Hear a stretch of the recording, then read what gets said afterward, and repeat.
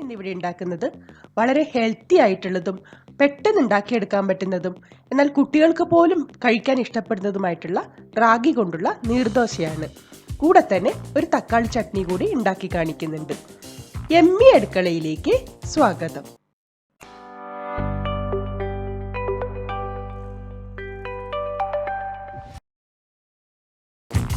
നീർദോശയ്ക്ക് ആവശ്യമായി ഞാനിവിടെ 1/2 കപ്പ് റാഗിയാണ് എടുക്കുന്നത്. റാഗി എടുത്ത അതേ അളവിൽ തന്നെ 1/2 കപ്പ് പച്ചരി കൂടി എടുക്കാം. ഇനി ഇതിലേക്ക് 1/2 ടീസ്പൂൺ ഉലുവ കൂടി ചേർക്കാം.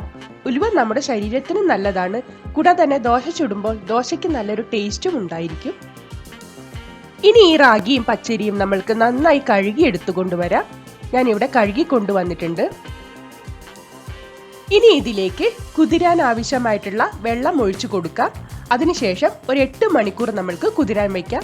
ഞാനിവിടെ തലേ ദിവസം രാത്രിയാണ് ഇത് കുതിരാൻ വയ്ക്കുന്നത്. ഇപ്പൊ 8 മണിക്കൂർ കഴിഞ്ഞിട്ടുണ്ട്. ഞാനിത് പിറ്റേന്ന് രാവിലെയാണ് തുറന്നു നോക്കുന്നത്. അരിയും റാഗിയും ഒക്കെ നന്നായി കുതിർന്നു വന്നിട്ടുണ്ട്. ഇനി നമ്മൾക്കിത് നന്നായി ഒന്ന് അരച്ചെടുക്കണം. ഇത് ഇൻസ്റ്റന്റ് ആയിട്ട് ചുടാൻ പറ്റുന്ന നല്ലൊരു ദോശയാണ്. മിക്സി ജാറിലേക്ക് നമ്മൾക്ക് അരിയും റാഗിയും ഇട്ട് കൊടുക്കാം. കുതിരാൻ വെച്ച വെള്ളത്തോടു കൂടി തന്നെയാണ് ഞാൻ ഇട്ട് കൊടുക്കുന്നത്.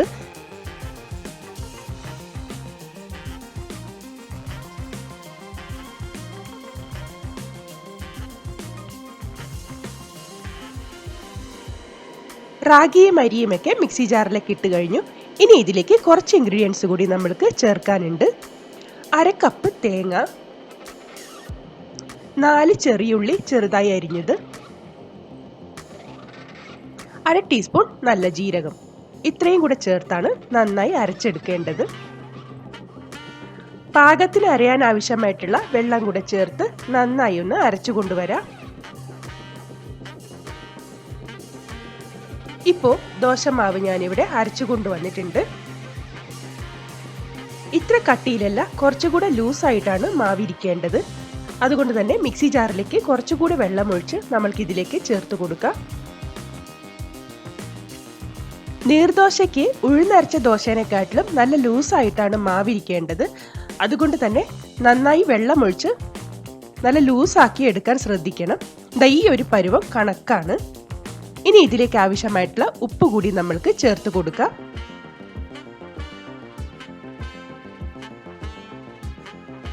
ഉപ്പ് ചേർത്ത് നന്നായി ഒന്ന് മിക്സ് ചെയ്തെടുത്തിട്ടുണ്ട്. ഇനി ഇത് നമ്മൾക്ക് പൊങ്ങാൻ വെക്കേണ്ട കാര്യമൊന്നുമില്ല. ഇപ്പൊ തന്നെ നമ്മൾക്ക് ദോശ ചുട്ടെടുക്കാം. ദോശക്കല്ലിലേക്ക് നന്നായി ഒന്ന് എണ്ണ തേച്ച് കൊടുക്കാം. ഞാനിവിടെ സാധാരണ ദോശക്കല്ലാണ് ഉപയോഗിക്കുന്നത്, നോൺ സ്റ്റിക്ക് അല്ല. ഇപ്പോ കല്ല് നല്ല ചൂടായിട്ടുണ്ട്. ഇനി നമ്മൾക്ക് ദോശമാവ് ഇതിലേക്ക് ഒഴിച്ചു കൊടുക്കാം. നമ്മൾ സാധാരണ ദോശ ചുടുന്ന പോലെ പരത്തി എടുക്കുകയല്ല ചെയ്യുന്നത്, ഇതുപോലെ സ്പ്രെഡ് ചെയ്ത് കൊടുക്കുകയാണ് വേണ്ടത്. എല്ലാ ഭാഗവും ഫില്ലാക്കി എടുക്കണം.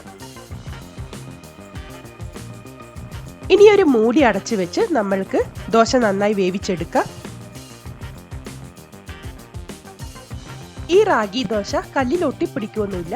ഇതുപോലെ അരികിൽ നിന്ന് ചെറുതായി ഒന്ന് വിടിവിച്ചു കൊടുത്തതിന് ശേഷം നമ്മൾക്കിത് കല്ലിൽ നിന്ന് മാറ്റിയെടുക്കാം. ഇതുപോലെ പെട്ടെന്ന് തന്നെ ഇത് ഇളക്കിയെടുക്കാനും പറ്റും. റാഗി കൊണ്ടുള്ള നീർദോശ ഇവിടെ റെഡി ആയിട്ടുണ്ട്. ഇനി ഇതിലേക്ക് നമ്മൾക്കൊരു തക്കാളി ചട്നി കൂടി ഉണ്ടാക്കാം. തക്കാളി ചട്നി ഉണ്ടാക്കാൻ തുടങ്ങാം. അതിനുവേണ്ടി ഒരു പാൻ ചൂടാക്കി എടുത്തതിന് ശേഷം അതിലേക്ക് 1 ടേബിൾ സ്പൂൺ എണ്ണ ഒഴിച്ചു കൊടുക്കാം. എണ്ണ നന്നായി ചൂടായിട്ടുണ്ട്. ഇനി ഇതിലേക്ക് ഒരു 3 അല്ലി വെളുത്തുള്ളി ചെറുതായി നുറുക്കിയതിട്ട് കൊടുക്കാം. കൂടെ തന്നെ ഒരു മീഡിയം സൈസ് സവാള നീളത്തിൽ ചെറുതായി കനം കുറച്ചരിഞ്ഞത് കൂടി ഇട്ട് കൊടുക്കാം. അതിന്റെ കൂടെ തന്നെ എരിവിനാവശ്യമായി 2 വറ്റൽമുളക് ഞാൻ ചേർത്ത് കൊടുക്കുന്നുണ്ട്. ഇനി ഇത് ചെറുതായി ഒന്ന് വഴറ്റി കൊടുക്കാം.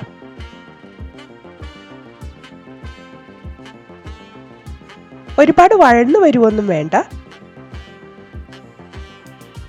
ഒന്ന് വഴറ്റിയെടുത്തതിന് ശേഷം ഇതിലേക്ക് മീഡിയം സൈസിലുള്ള 2 തക്കാളി കൂടി ചേർത്ത് കൊടുക്കാം. ഇനി ഇതെല്ലാം കൂടി നന്നായി ഒന്ന് ഇളക്കിയെടുക്കാം.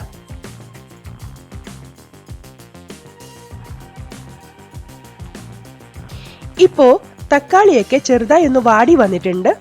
ഇനി ഇതിലേക്ക് ആവശ്യമായിട്ടുള്ള ഉപ്പ് കൂടി നമ്മൾക്ക് ചേർത്ത് കൊടുക്കാം.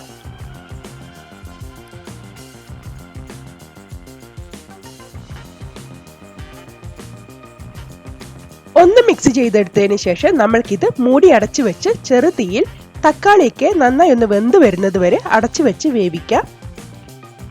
ഒരു 2 മിനിറ്റ് ചെറു തീയിൽ വേവിച്ചതിന് ശേഷം നമ്മൾക്ക് മൂടി തുറന്ന് നോക്കാം. തക്കാളിയൊക്കെ നന്നായി വെന്ത് വന്നിട്ടുണ്ട്.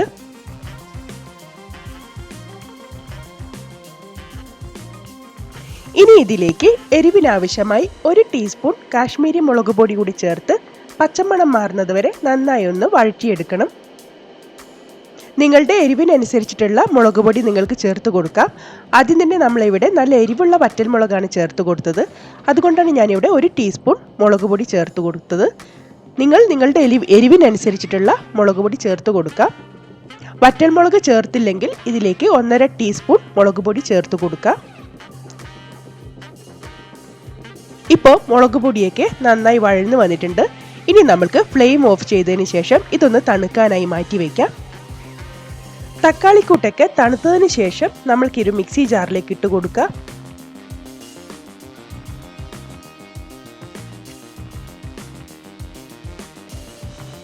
ഇനി വെള്ളമൊന്നും ചേർക്കാതെ ഇതൊന്ന് നന്നായി അരച്ചു കൊണ്ടുവരാം.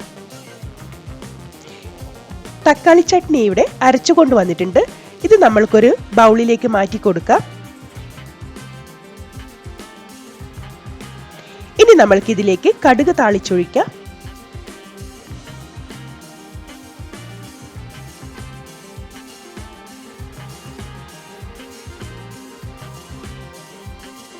കടായിലേക്ക് 1 ടേബിൾ സ്പൂൺ എണ്ണ ചേർത്ത് അത് നന്നായി ചൂടായി വരുമ്പം അതിലേക്ക് നമ്മൾക്ക് കടുക് ചേർത്ത് കൊടുക്കാം. കടുക് നന്നായി പൊട്ടി വരുമ്പോഴേക്കും ഇതിലേക്ക് 1 തണ്ട് കറിവേപ്പിലയും 1 നുള്ളു കായപ്പൊടി കൂടി ചേർത്ത് കൊടുത്തതിന് ശേഷം നമ്മൾക്ക് തീ ഓഫ് ചെയ്യാം. ഇനി ഈ താളിപ്പ് നമ്മൾക്ക് ചട്നിയിലേക്ക് ഒഴിച്ചു കൊടുക്കാം. വളരെ ടേസ്റ്റി ആയിട്ടുള്ള തക്കാളി ചട്നി ഇവിടെ റെഡി ആയിട്ടുണ്ട്.